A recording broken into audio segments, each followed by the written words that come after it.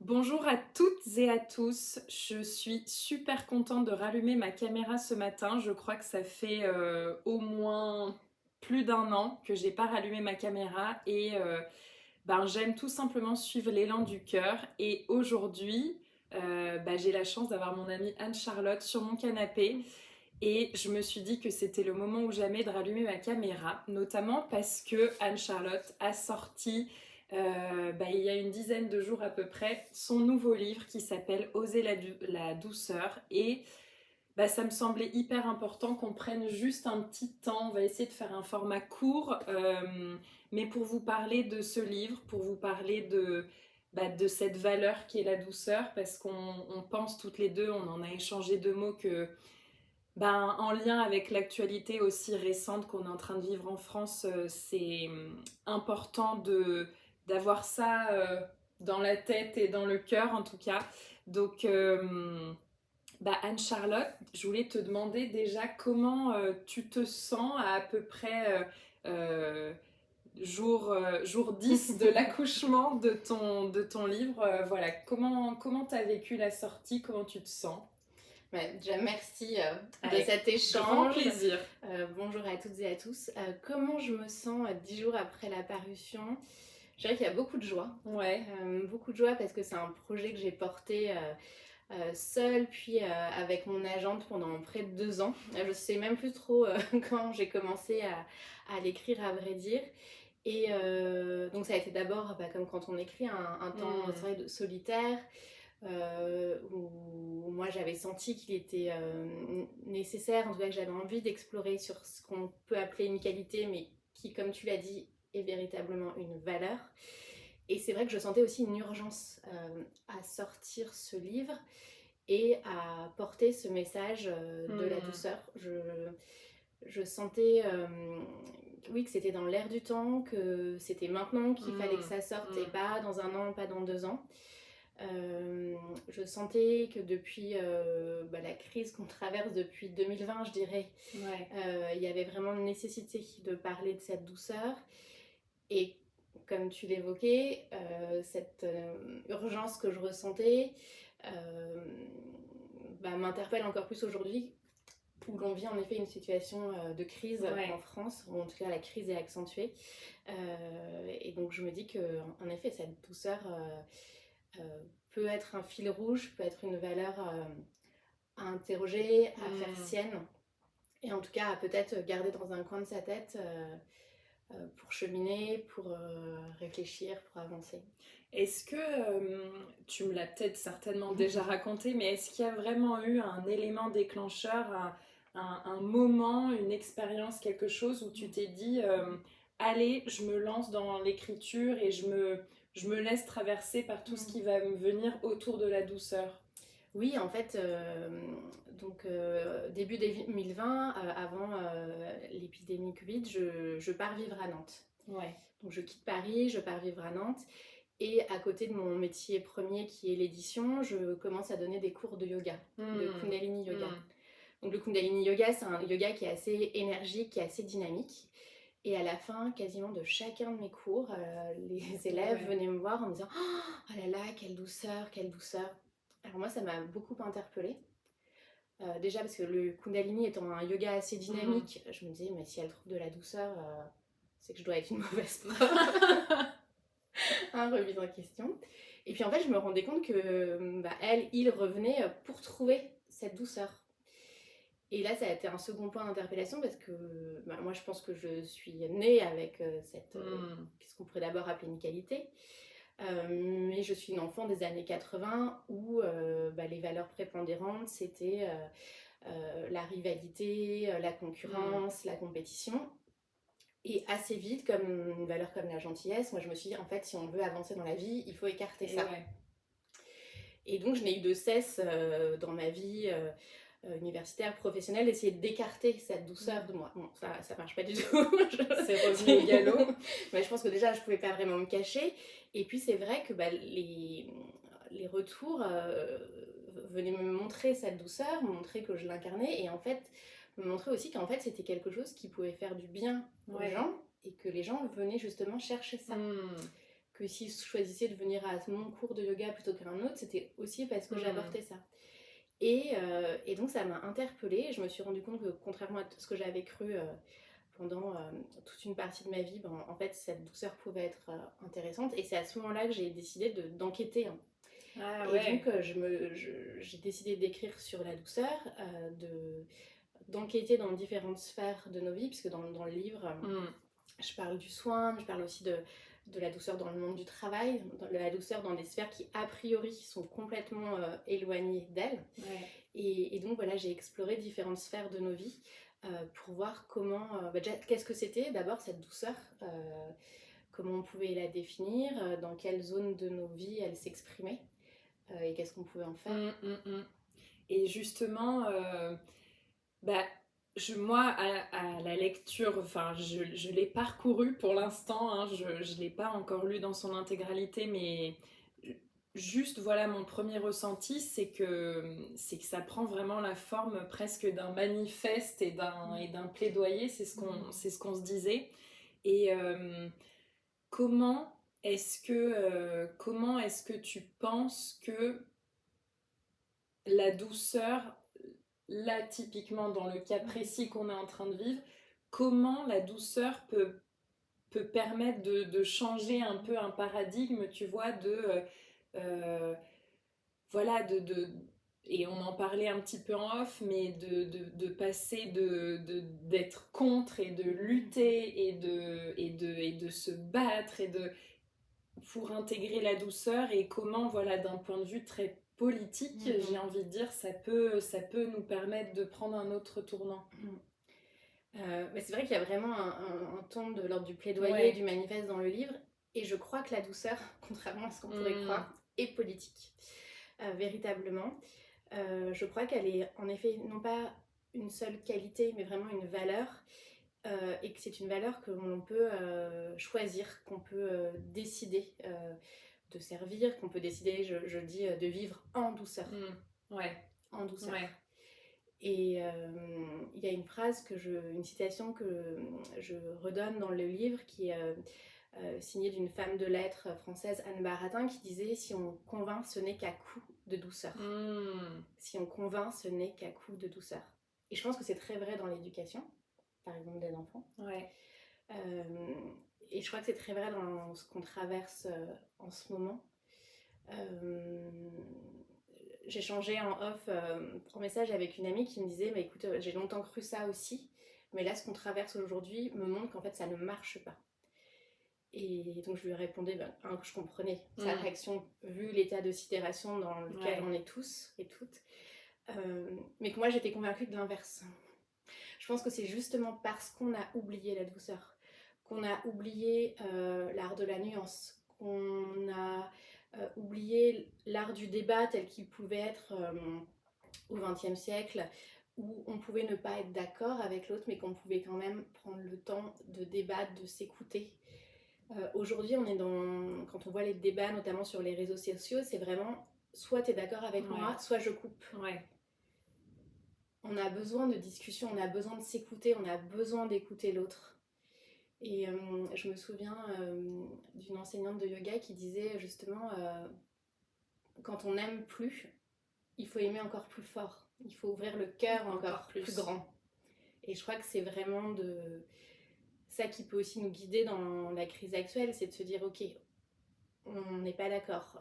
Il y a des choix, des actions qui sont complètement éloignées de mes valeurs.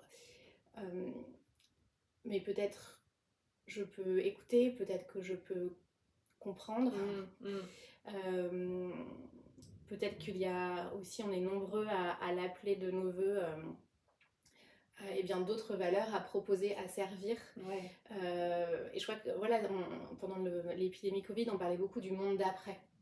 Ce monde d'après, on y est déjà, en fait. Oui. On le crée tous et toutes dans nos quotidiens, dans nos vies. Et je pense que la douceur, ça peut vraiment être un des fils rouges de ce monde d'après. Mais qu'il convient d'abord de la choisir. Je dis pas que c'est facile. Ça demande aussi beaucoup de courage. Et d'accepter d'être différent peut-être de la moyenne, quoi, et de... Ouais, en tout cas de ce qu'on entend, Ouais. de ce qui circule le plus Mm. dans les médias. Je pense que cette douceur, c'est vraiment des choix de vie, aussi voilà, je parlais beaucoup de l'écoute. Je, pour moi, cette douceur, c'est aussi une éthique du lien, de remettre le lien au centre de nos vies. Euh, Pendant que j'écrivais le livre, enfin, tout me ramenait à elle et j'ai l'impression que tout le monde m'en parlait. J'allais chez le coiffeur, on me disait oh là là, oui, on a besoin de douceur. Enfin, vraiment, c'était partout. Et je pense que intimement, enfin, dans chacun de nos foyers, on aspire à ça. Et que après, on est pris dans un tumulte ambiant qui nous fait comme décrocher. Je crois vraiment que le monde auquel on est beaucoup aspiré,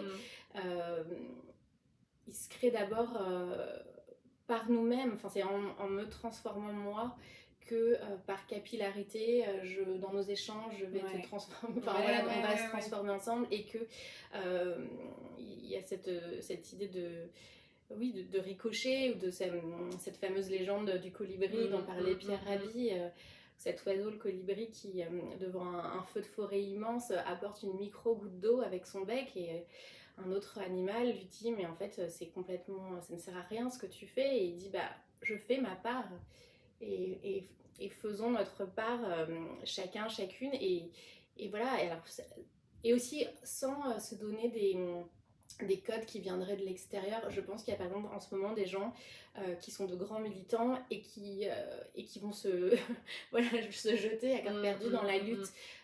Très bien.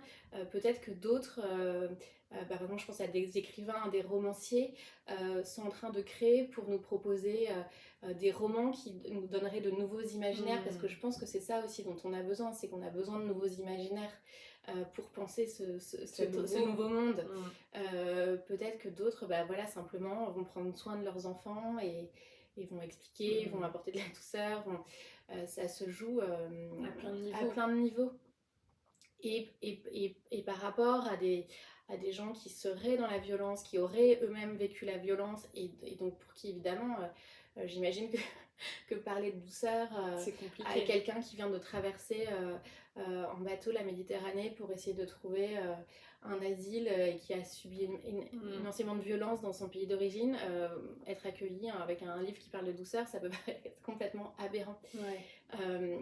Et j'en discutais avec une amie qui me disait bah oui, mais en fait si nous qui sommes privilégiés, par exemple on donne du travail à un sans-papier pour lui permettre d'obtenir ses papiers, par exemple en France, parce que c'est possible, qu'on le traite avec égard, avec intégrité. On peut proposer un autre chemin. Et ça se joue vraiment, oui, dans nos intimités, et l'intimité est politique et la douceur est politique. Bah ouais. Et il y a vraiment quelque chose de l'ordre, enfin, plusieurs fois là, quand on dit douceur, on se touche le cœur. Il y a vraiment quelque chose qui raccroche au cœur, qui relie, voilà, qui crée du lien, comme tu disais. Et je pense qu'effectivement, la douceur, c'est peut-être avant toute chose aussi envers soi-même. On peut être tellement dur avec soi, tellement en lutte, tellement pas bienveillant du tout, et toujours se juger, toujours se critiquer, penser qu'on n'est jamais à la hauteur, jamais assez bien, surtout quand on est un peu dans une logique un peu perfectionniste de toujours vouloir plus. Et peut-être, oui, d'un point de vue politique, déjà, j'en parle souvent, mais c'est important aussi de regarder le miroir de ce que l'extérieur nous renvoie de nous-mêmes, et peut-être déjà d'aller regarder tous les endroits où on n'est pas doux avec nous-mêmes, et où on n'est pas en paix. Et du coup, voilà, de quelle manière, j'ai envie de dire, goutte par goutte, tout doucement, on peut essayer de venir apaiser aussi notre cœur, et de voir à quels endroits on peut déjà avoir de la reconnaissance pour ce qu'on a, pour le chemin parcouru, et voilà, et d'entrer déjà aussi en douceur avec soi-même. Oui, parce que la douceur, c'est vrai qu'on l'adresse à l'autre, mais il convient de se la donner aussi à soi, et peut-être d'abord à soi pour pouvoir justement après se tourner vers l'autre. La douceur, c'est quelque chose qu'on en trouve beaucoup dans les métiers du soin. Mm. Si on veut trouver un synonyme, la caresse pourrait Ouais, être... ouais. mais c'est vrai qu'il convient d'abord de regarder en soi. Quelque part, c'est facile d'appeler à la paix dans différentes régions du monde, je pense notamment au Moyen-Orient. Mais moi, à mon échelle, qui aspire à cela, est-ce que je suis en paix Bah dans oui. ma vie avec mon frère, avec une collègue, mon boss, mon père, enfin voilà, qu'est-ce Ouais. qui... À mon échelle, est-ce Mm. que je suis véritablement en paix? Ouais. Ouais, ouais, Oui, ouais. non. Sinon, comment je peux me mettre en mouvement Mm, mm, mm. pour y accéder? Et tu vois, ça me fait écho. On a une femme qui nous relie de par les enseignements qu'elle transmet et voilà. Et c'est souvent des occasions de nous réunir justement pour suivre ces enseignements. C'est Aruna Lipschitz qui dit une très belle phrase qu'on retrouve sur la 4e de couverture qui dit entrer dans la douceur comme on entre en résistance. Et, euh, et voilà, ce livre, il est tellement à propos maintenant, quoi, d'une forme de résistance par rapport à un système et un paradigme dont on ne veut plus, et peut-être de transmettre ici le message que vous n'êtes pas seul si c'est quelque chose auquel vous aspirez aussi, et qu'on peut être vraiment de plus en plus à le prôner, à le vivre, et qu'on ne sera pas une minorité pour autant, quoi, si on le partage, si on le diffuse. Oui, tu fais bien de rebondir là-dessus. J'ai commencé à vous rencontrer, les lecteurs et lectrices, dans des rencontres en librairie lors de dédicaces. Et j'ai reçu deux types de réactions. La première, c'est des lecteurs qui me disent oh, on en a tellement besoin et qui s'emparent du livre vraiment comme dans une grande bouffée d'air frais. Et la deuxième réaction, c'est des lecteurs ou lectrices qui me disent mais la douceur, je vis avec depuis que je suis enfant, mais on m'a toujours dit que j'étais un bisounours, que j'étais à côté de la plaque. Non, justement, c'est ce que je montre dans le livre, c'est que la douceur, ce n'est pas de la mièvrerie, Ouais. ce n'est pas de la guimauve, c'est pas du bisounours. Je pense que la douceur a une puissance considérable. D'ailleurs, je me relis beaucoup aussi à un livre de la psychanalyste Anne Dufourmentel qui avait écrit Puissance de la douceur. Et je crois vraiment que la douceur est une immense force porteuse de grandes transformations. Je crois qu'avec elle, on peut vraiment transformer, se métamorphoser nous-mêmes et métamorphoser la société dans laquelle on vit et dans laquelle on décide de se mouvoir, d'agir, à condition de la choisir. Et je pense qu'on peut, oui, se mettre en mouvement en l'ayant comme guide. Je vous invite vraiment à la prendre comme boussole. Et donc, dans les chapitres, j'explore différentes sphères, comme je le disais au début. Et j'ai essayé de clôturer chaque chapitre par des petits outils pratiques qui, moi, me servent au quotidien. Voilà, libre à vous après de vous en saisir ou pas. Mais il y a notamment un conseil que je donne et que j'ai hérité d'une autrice qui s'appelle Christy Van Bremerch, qui elle-même le tenait de son père, justement sur comment être doux et bienveillant, d'abord avec soi-même. Et ce conseil, c'est de se dire, mais si tu étais ta propre meilleure amie, si tu étais ton propre meilleur ami, est-ce que tu te parlerais sur ce ton ? Est-ce qu'on entendrait ce jugement qui peut être dur, voire permanent pour en effet les gens qui sont, comme tu disais, très perfectionnistes. Voilà. Bah moi ça résonne complètement parce que par rapport à ce que tu partages, on m'a aussi beaucoup dit que j'étais douce, et à la fois il y a quelque chose de très dur à l'intérieur de moi, tu vois, vraiment avec moi-même, et je voulais te demander aussi peut-être comment ça t'a transformé peut-être déjà, parce que c'est jamais anodin de poser l'intention d'écrire là-dessus, et puis tout ce processus. Est-ce que tu sens déjà que que tu n'es plus la même et qu'il y a des facettes de toi qui se comportent différemment. Oui, alors je dirais que ça c'est un peu, je pense que la vie a nourri le livre et que le livre a nourri la vie. Je pense que je suis passée d'abord par une phase de désapprentissage. J'avais donc choisi début 2020 de quitter Paris, de m'installer à Nantes et de quitter le salariat pour devenir entrepreneur parce que j'aspirais à plus de douceur, à un rythme plus lent, plus doux, qui me laissait aussi plus d'espace pour la créativité, pour le yoga. Et en fait, je me suis rendu compte que j'ai ramené dans ma propre entreprise les codes de l'entreprise traditionnelle dont je ne voulais plus. Et je me suis rendu compte de ça au bout de plusieurs mois, voire une année. Et en fait, je me suis rendu compte que je l'avais fait parce que je ne savais pas comment faire autrement. Et ouais. Parce que pendant toutes mes études et ma vie professionnelle, j'avais été habituée à être toujours à fond, à toujours plutôt en faire trop. Et en fait, j'étais démunie, j'aspirais à vivre autrement, mais je ne savais pas comment faire. Et j'ai vraiment eu l'impression de devoir passer par une phase, oui, de désapprentissage pour ensuite mettre en place de nouveaux codes. Et oui, ça se matérialise dans ma vie aussi par moi, le ralentissement, ça s'est passé par le choix de ensuite quitter Nantes pour vraiment me rapprocher de la mer. Je vis maintenant à Saint-Malo, au bord de la mer. Et ça participe de mon choix de vie, de ce choix de douceur. J'avais besoin physiquement, énergétiquement de me sentir proche de l'eau. Ouais, j'essaye de... Je suis encore en cours, hein, je vais pas vous mentir. Oui. C'est encore en processus, mais oui, j'essaye d'avoir un rythme qui est plus compatible avec mes besoins humains. J'en parle dans le livre, j'ai interviewé une coach, notamment qui est spécialiste des entrepreneurs et notamment des femmes entrepreneurs.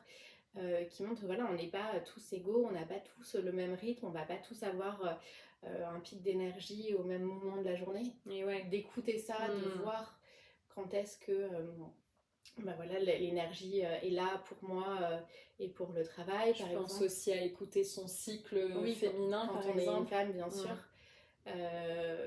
S'autoriser une sieste de 20 minutes plutôt que de devoir lutter, s'empêcher de dormir au cœur de la journée et en fait passer 3-4 heures à ne strictement rien faire parce qu'on est trop fatigué. Voilà, c'est plein de petites choses en fait à mettre en place et je crois que ça se met en place au fur et à mesure. Voilà, il y a des moments de désapprentissage, des moments d'apprentissage et il faut tester.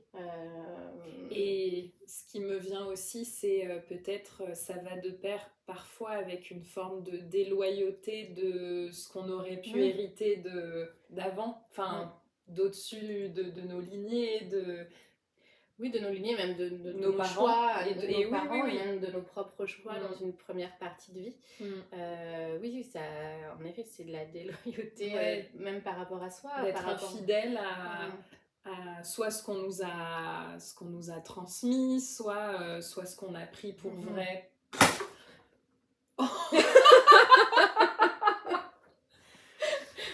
Bon, alors, je sais pas quel est le message de ce qui vient de se passer.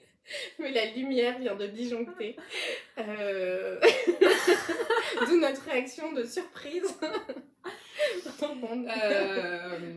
Nous en dirons les enseignants. Exactement, ouais, non, du coup, mais finalement, cette lumière ne semblait pas servir à grand chose, tu vois. Non, oui, d'être infidèle et d'être déloyale et d'accepter peut-être de découvrir une partie de soi méconnue et qui peut faire peur. Et qui peut faire peur, qui peut faire peur au début, ça peut faire peur de choisir une vie qui serait moins conventionnelle. Parce qu'en plus, ça sent le grain. C'est vrai qu'on a une petite odeur de feu d'artifice. Oui, je le dis dans le livre, c'est pas forcément facile de choisir des déviations, des chemins de traverse, de plus forcément être dans la norme, que ce soit dans ses choix de vie professionnels, de lieu, de rythme de travail. Ça demande du courage. Mais quel cadeau on se fait aussi. Et je pense quel cadeau on fait au monde par capillarité. Et je crois que c'est vraiment important de suivre cette petite voie qui peut-être nous encourage, nous invite à faire d'autres choix. On est nombreux. Plus qu'on ne le pense. Les rencontres se font, je pense, assez naturellement. Mais les réseaux sociaux, dans ce qu'ils ont de positif, permettent aussi ces rencontres. Je crois que ça, c'est très important de se dire, tu le rappelais, mais qu'on n'est pas seul, que vous n'êtes pas seul. Ou alors on est nombreux avec des super grandes teams de bisounours, et que ça donne du courage. Et je pense que plus on avance sur ce cheminement, plus aussi on rencontre des personnes qui nous correspondent.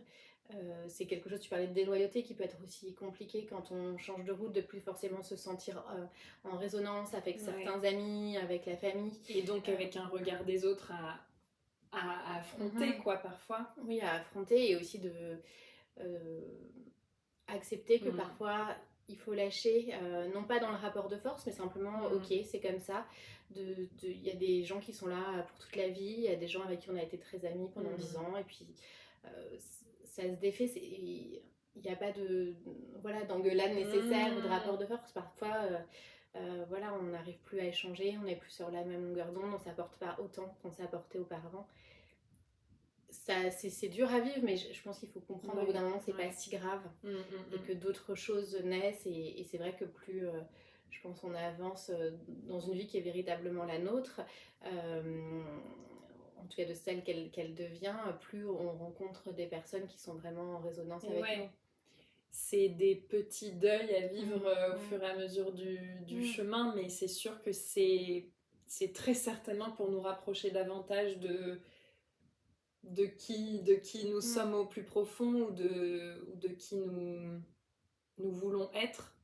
Et il y a quelque chose qui m'est venu tout à l'heure, une question peut-être. Je m'imaginais potentiellement des hommes regarder la vidéo et dire peut-être avec une idée reçue que la douceur serait plus reliée au féminin, et donc des hommes de dire et même je peux peut-être même penser à des hommes de mon entourage, tu vois, de dire ah bah non, moi la douceur c'est pas pour moi. Et comment est-ce qu'on...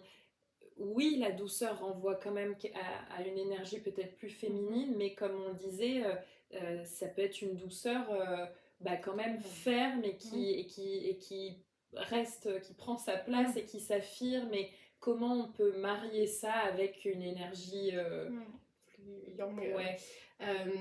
C'est vrai qu'originellement, même si on regarde la définition dans le dictionnaire, a priori, on va imaginer que la douceur est en effet reliée plutôt à la sphère du féminin. Je pense que c'est une idée reçue et que c'est beaucoup plus vaste que ça. C'est aussi, je pense, un des grands défis du moment. Je l'écris dans le livre. Je pense que le grand défi de la douceur, ce sont les hommes. Autour de moi, je vois les femmes. Il y a énormément de femmes en mouvement. Il y a beaucoup de gens qui ont été très heurtés par l'utilisation du mot déconstruction quand on parle des hommes déconstruits.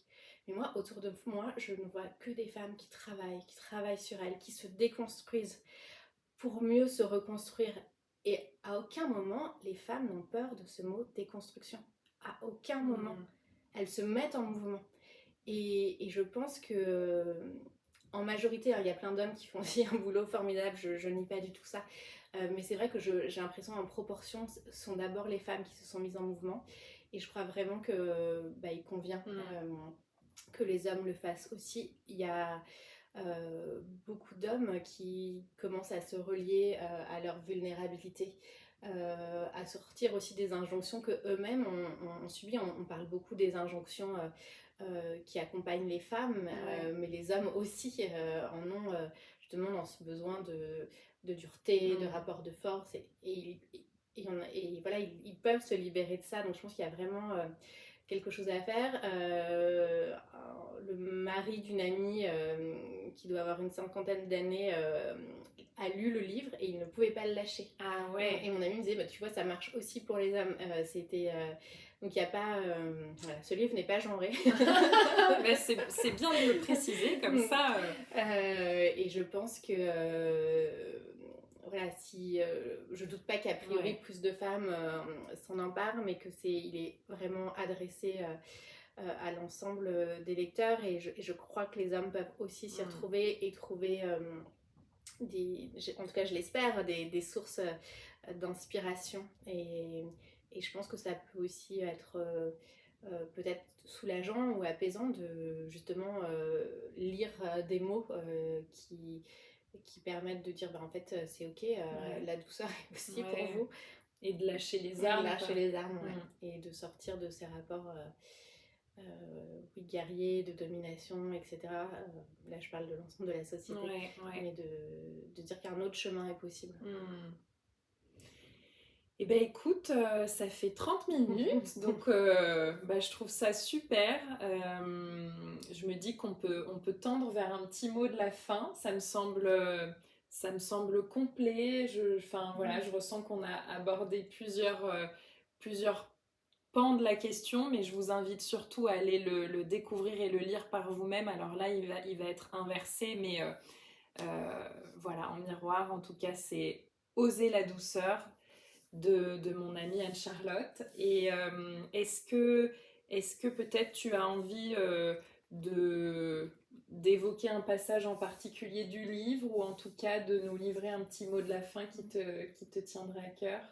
Bah, simplement pour rebondir sur ce mot de la fin, de vraiment... je crois que ça peut vraiment être une boussole. Je crois que la douceur peut vraiment être une boussole, et qu'elle peut être un guide du quotidien. Un guide précieux, et je vous invite vraiment à l'oser. C'est vraiment l'invitation du livre. C'est pour ça qu'on a trouvé avec mon agente et mon éditrice que ce titre était le bon. Oui, Oser la douceur, faites ce pari-là, tentez-le. Et puis regardez, emparez-vous de tous les petits exercices pratiques qui permettent vraiment de prendre peut-être davantage à l'intérieur de soi et de faire vôtre cette valeur qui est la douceur. Merci Anne-Charlotte. Merci à toi. Et puis écoutez, n'hésitez pas à nous dire peut-être en commentaire comment ça résonne pour vous, et comment vous recevez tout ce qu'on vient de partager. Je vous embrasse, je vous dis à bientôt d'une manière ou d'une autre. Je continue à suivre l'élan, et puis on verra bien la suite. Merci. À bientôt. Au revoir.